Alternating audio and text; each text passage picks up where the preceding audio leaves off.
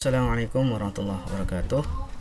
Hari ini kita akan belajar tentang pengenalan perangkat lunak DBMS dan bagaimana cara instalasinya DBMS. Seperti yang pernah kita pelajari sebelumnya, ada istilah database, DBMS, dan RDBMS. Untuk database sudah kita ketahui bersama, merupakan kumpulan dari beberapa tabel ya. Kalau dalam konsepnya beberapa tabel yang ada dalam komputer secara sistematik, kemudian istilahnya diakses atau dimanipulasi menggunakan suatu perangkat lunak untuk mendapatkan suatu informasi. Selain database ada juga istilah yang namanya DBMS. Nah, DBMS itu sendiri kepanjangannya adalah Database Management System. DBMS adalah perangkat lunak yang memungkinkan user untuk memanipulasi atau istilahnya itu mengontrol database. Jadi DBMS ini adalah perangkat lunak. Sedangkan selain DBMS ada lagi yang namanya RDBMS, kepanjangan dari Relational Database Management System. Nah, perbedaannya adalah kalau RDBMS ini mendukung adanya relationship antar tabel ya.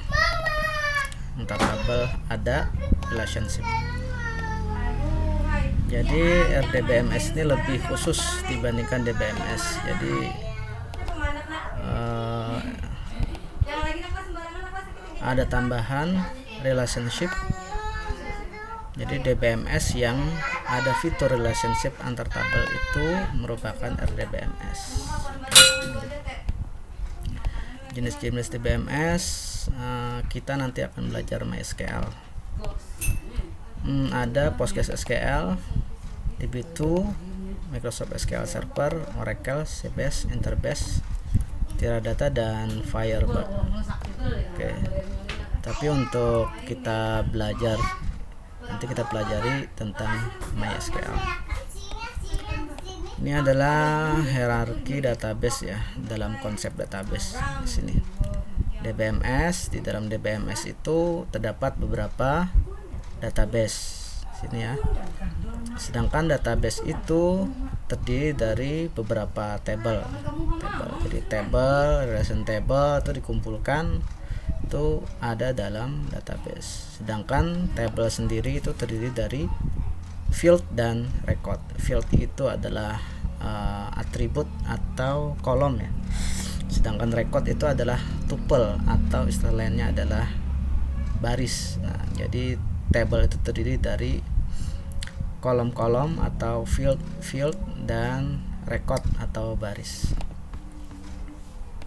Ya, selanjutnya tentang MySQL. MySQL ini seperti kita ketahui bersama adalah merupakan perangkat lunak yang digunakan untuk manage database.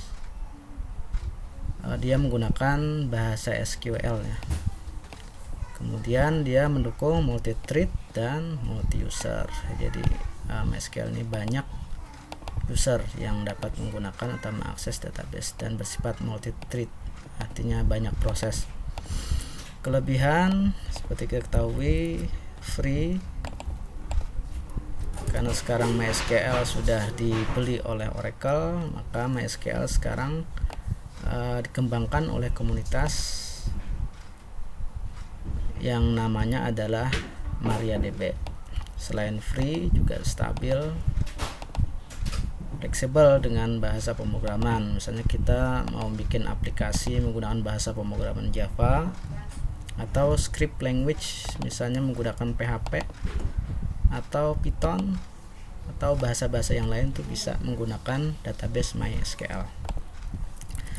Security-nya yang baik, kemudian didukung oleh komunitas yang besar. Manajemen database-nya lebih mudah, juga mendukung transaksi. Nah, ini penting ya untuk istilahnya aplikasi atau sistem yang memerlukan transaksi, misalnya aplikasi bank, nah itu perlu aplikasi misalnya yang berhubungan dengan stok, nah itu perlu harus mendukung yang namanya transaksi. Contohnya itu apa? Misalnya ketika kita membuat aplikasi banking, misalnya ketika orang mentransfer ke nomor rekening lain, nah itu kan ketika transaksi berhasil itu harus mengurangi saldo pada rekening pengirim dan menambah saldo pada rekening tujuan. Nah itu adalah salah satu contoh transaksi. Jadi ketika salah satu proses gagal, yang lain juga harus istilahnya di rollback ya, artinya dibatalkan. Misalnya satu proses ketika menambahkan rekening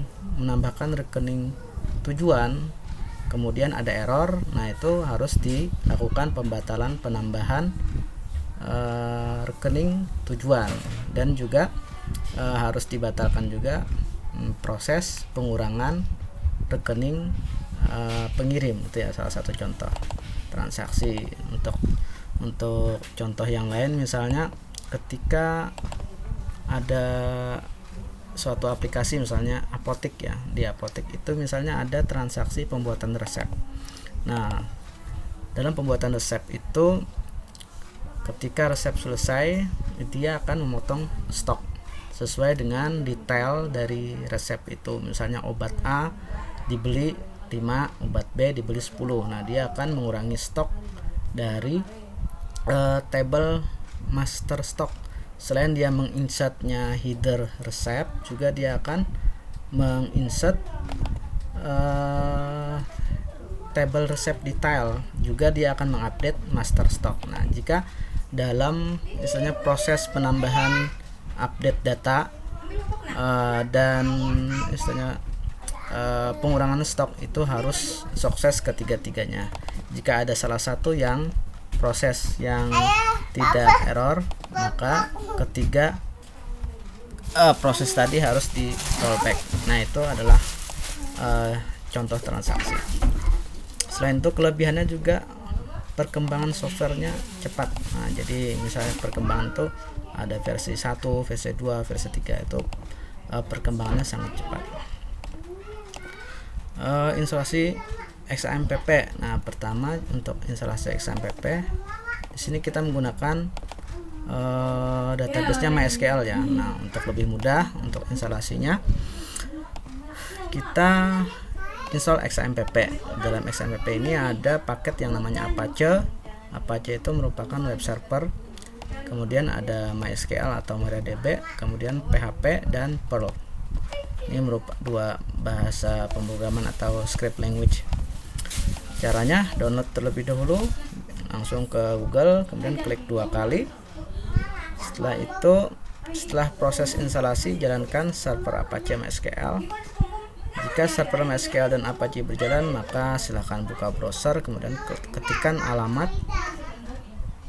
di browser ya, http://2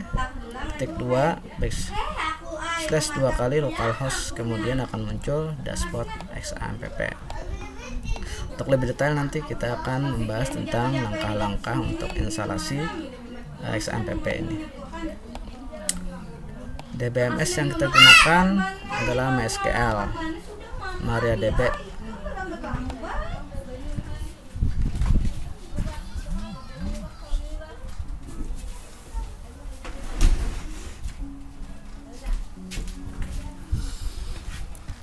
Apache tadi sudah dijelaskan ya, merupakan aplikasi server MySQL.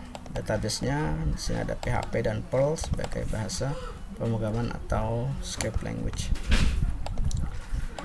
Ini contoh dashboard XAMPP. Di sini ada menu PHP info dan PHP management. Pada dashboard XAMPP kita klik menu PHP My Admin. Nantinya ya kalau sudah berhasil melakukan instalasi, PHPMyAdmin merupakan aplikasi yang dapat mengakses DBMS MySQL yang berbentuk aplikasi web yang berada dalam paket XAMPP. PHPMyAdmin merupakan interface berbasis web yang digunakan untuk mengakses dan manipulasi database MySQL. Oke, ini kita detailnya untuk proses instalasi ya.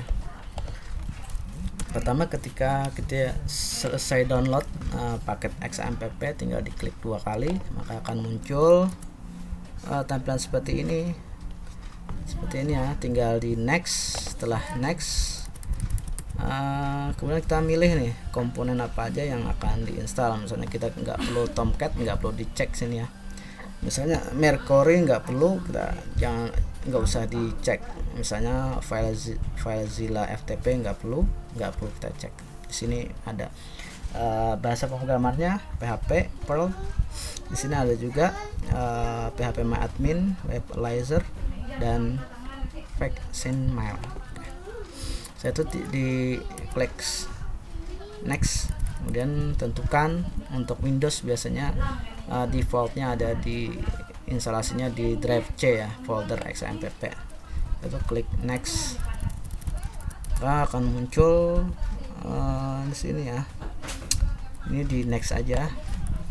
Kemudian ada tulisan ready to install, kemudian next. Setelah itu baru proses, tunggu beberapa saat, kemudian nanti ada muncul alert dari Windows Security lah.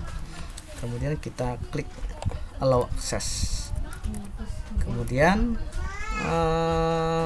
setelah selesai baru muncul apakah Anda mau men-start control panel ya. Tekan finish, maka akan muncul tampilan untuk memilih bahasanya. Kita pilih yang bahasa Inggris saja. Di sini juga ada bahasa Jerman. Kemudian klik save. Setelah itu muncul tampilan control panel. Di sini kita klik start untuk Apache MySQL, kita start. Setelah itu muncul lagi alert dari Windows Security, kemudian kasih klik allow access, kemudian muncul sini. Ini tandanya bahwa service dari Apache dan MySQL sudah jalan. Setelah itu baru kita buka browser sini. Nah, tinggal kita ketik localhost, enter, dia akan nampil seperti ini. Setelah itu kita buka PHPMyAdmin-nya.